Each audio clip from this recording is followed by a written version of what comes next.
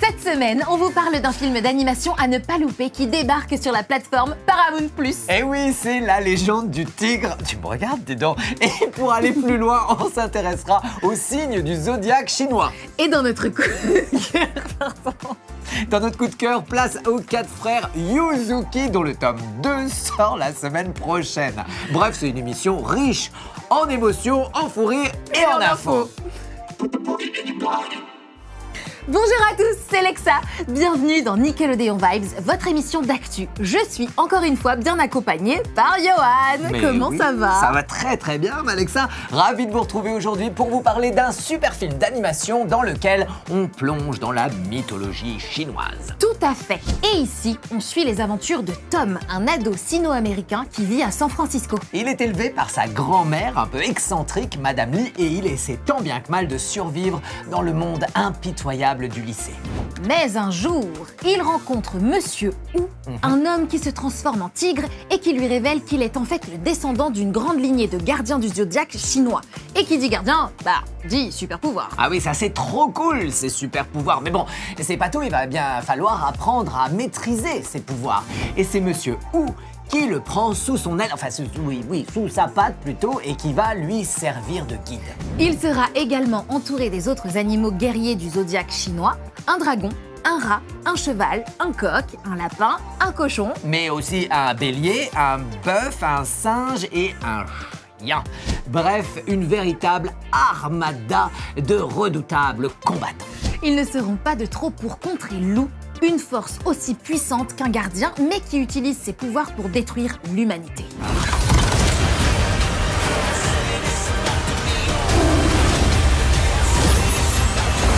Ce film est une adaptation du roman de Laurent Siepp qui a connu un très large succès outre-Atlantique et qui nous plonge dans les mythes et légendes asiatiques. On découvre des personnages courageux et combatifs avec une bonne dose d'humour dans des situations fantastiques. Bref, un mélange des genres qui plaira à coup sûr à toute la famille. Et c'est à découvrir dès maintenant sur la plateforme Paramount+.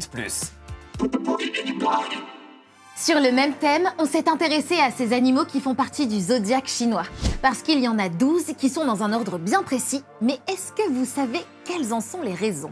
Ah bah oui, déjà, il y a plusieurs légendes qui expliquent ce choix.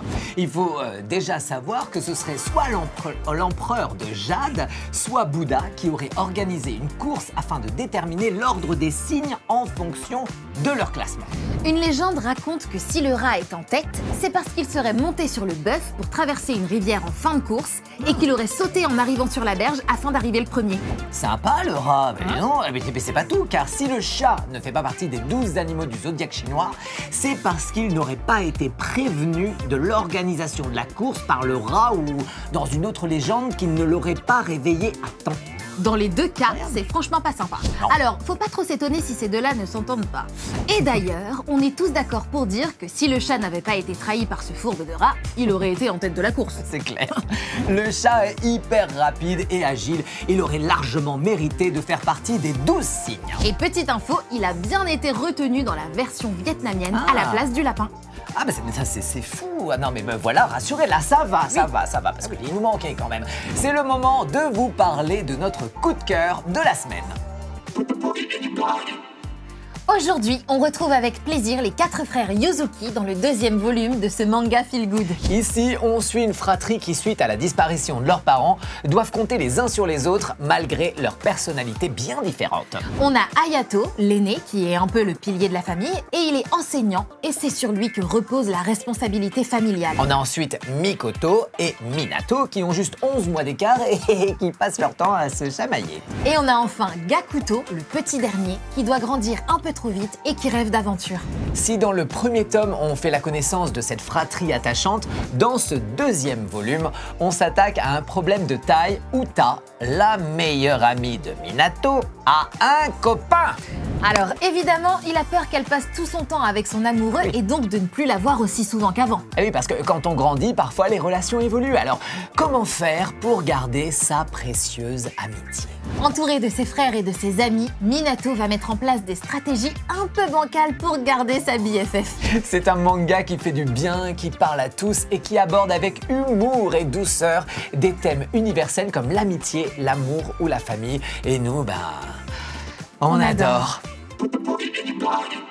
Et c'est déjà la fin de Nickelodeon Vibes. Oh non! J'espère quand même que vous avez passé un bon moment avec nous et que vous êtes prêts pour la légende du tigre. Et n'hésitez pas à nous envoyer un dessin de votre signe astrologique chinois, soit à l'adresse ci-dessous, soit sur les réseaux sociaux avec le hashtag Nickelodeon Vibes. On se retrouve très vite pour des nouvelles découvertes, des infos, des tutos, des coups de cœur et tout et tout. Bisous!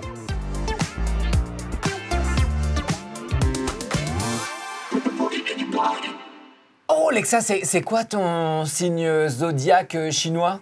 Moi, c'est coq d'eau. Bah quoi?